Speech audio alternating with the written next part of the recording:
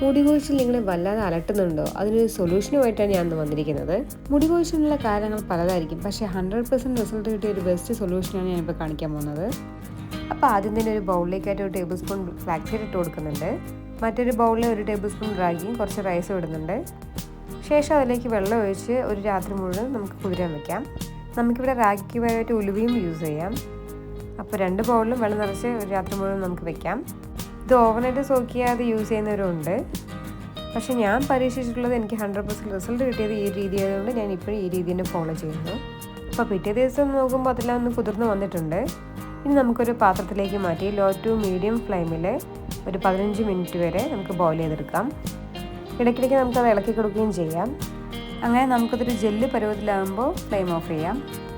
ശേഷം നമുക്കൊരു ബൗൾ വെച്ച് അതിലേക്ക് അരച്ചെടുക്കാം. എന്നിട്ട് നമുക്കൊന്ന് അരമണിക്കൂറോളം തണുക്കാൻ വയ്ക്കാം.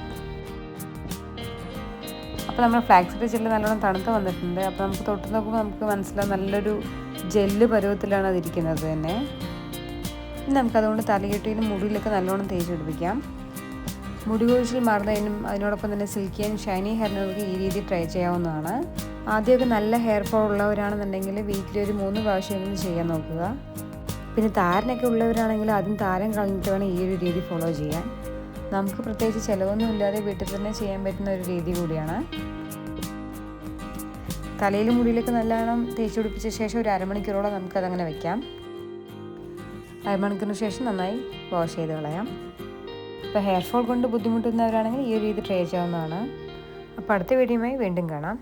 Thanks for watching.